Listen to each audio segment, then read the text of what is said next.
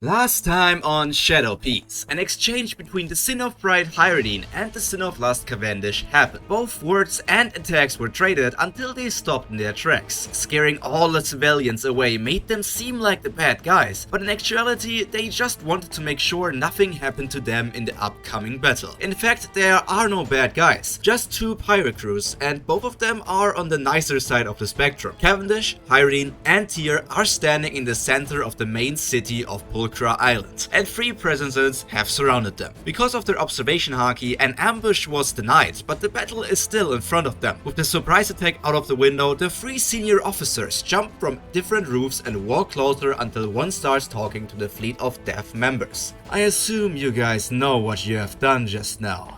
Cut yourself lucky that it's us three and not the captain, or you would already be dead. Approaching our people are Lime Juice, Gap and Building Snake of the Red Hair Pirates. While they aren't part of the elite four of the crew, they most certainly are very powerful and experienced pirates in the New World. Lime Juice is the one talking, but that also doesn't mean that he's the strongest of the three. No high-ranking member of the Yonko crew should be underestimated, so the two giants and their human companion are on high alert. And here they come.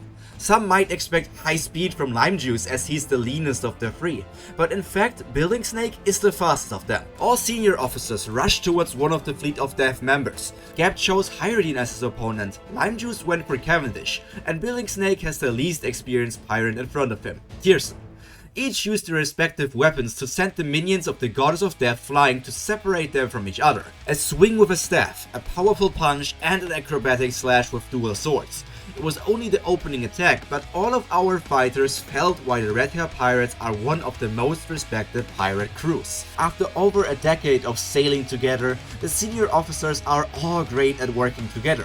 And now they even are saying the exact same thing to the invaders of their territory. Now that you are separated from your friends, the favor of the battle already turned to our sides. The three veteran pirates are confident in their individual skills, and stopping any form of cooperation from the opponents is a classic first step to victory. While all the three Fleet of Death members have experience in fighting strong opponents, it is the first time they will face direct members of a Yonko crew.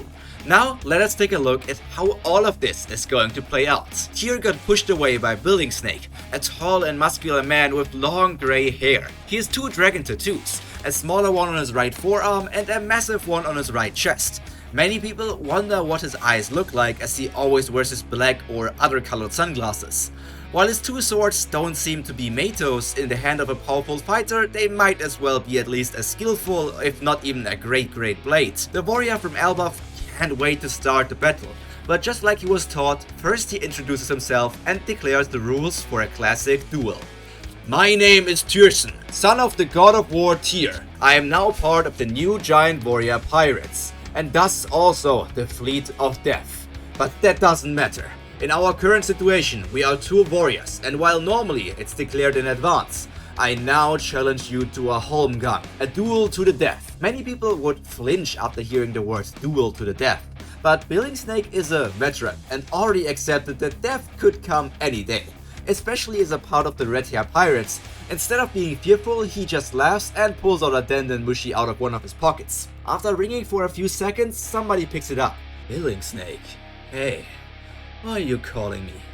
As far as I remember, you guys went to Pulchra to check out that Sin, well, that rookie Cavendish, right?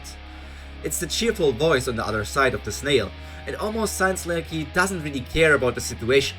Then Building Snake answers, yes, we did that, Captain. But another Sin, the new giant warrior pirates from Elbaf are also here, and they cut our flag into pieces.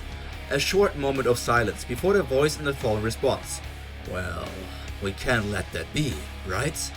Hey Beck, I think there is another crew looking for trouble. Let us go deal with them. Tyr gets goosebumps from the voice alone. He does in fact recognize it. Red Hair Shanks has been on Elbaf quite often, but only now did it fully click for the trainee god of war what pirate crew they declared war on. And maybe he also heavily underestimated Red Hair Shanks.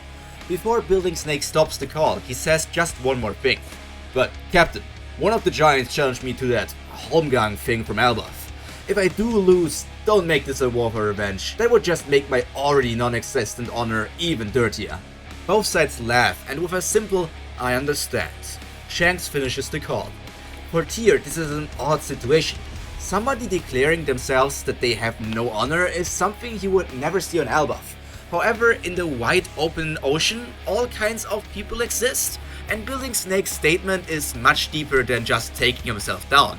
The Red Hair Pirates don't care if somebody talks bad about them, but when it comes to their friends and comrades, they don't stand for any insults. With that out of the way, let us start our battle, young giants. Tyr can't hide the smile. All his excitement will flow straight from his heart into his sword, the blade that he inherited from his father, and is outside of the Meito rankings as well. 2 swords versus 1.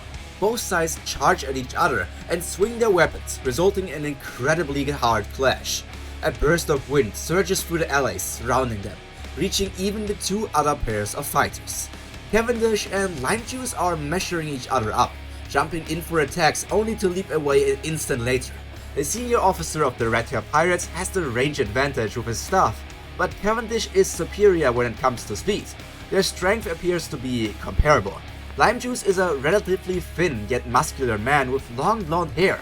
His trademark feature are his nut-shaped hat with a Jolly Roger on it and his white gloves. Cavendish has heard stories about his opponent and his fighting style, so he's not going into this completely blind. But he knows that same should be true for his opponent. After all, there's no way he hasn't heard or read anything about the Pirate Prince.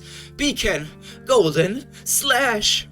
Starting out with one of his basic attacks, the beautiful pirate swings the rundle at his opponent, but the officer just twirls his staff and blocks the technique. Don't make such a sour face, Prince. You have only gotten a sip of lime juice. Mocking his opponent in a comedic way, very befitting of the Red Hair Pirates. The third battle is also already going strong, but here things have developed very quickly, in a bad way. Explosions are occurring over and over again. The citizen of Pulchra will have a lot to repair once this is all over. Yeah, a dark-skinned man with dark brown messy hair, a short beard and his signature sharp teeth, which gives him an overall lion-like look. He may be a nice person towards his crewmates and civilians, but once he starts seeing someone as an enemy, he turns into a real beast. Pyridine has met all of the Red Hair Pirates on Elbaf, but they basically only drink and party. So he was taken by surprise by the actual way Gab fights. It is not just punching with a strong fist. It is perfectly fitting considering his epithet actually, howling. But who would expect such an ability from what looks like a normal human and not a devil fruit user? It almost looks like a pacifista launching a light beam attack. However, this senior officer instead of light unleashes air blades from his mouth for a roar-like attack. And that all results in explosions that envelop the Sin of Bride's entire body, no matter how big it is. Bruises and slashes are already all over the giant's body, but as the current Sin with the highest constitution, he just tanks it all, looking for the opportunity to strike. All 3 members of the Fleet of Death are standing in front of very powerful opponents, once again being tested to see if they really are ready to compete with the best of the best the world has to offer. Yonko, their commanders, admirals, CP0, the Holy Knights, and probably many lurking legends.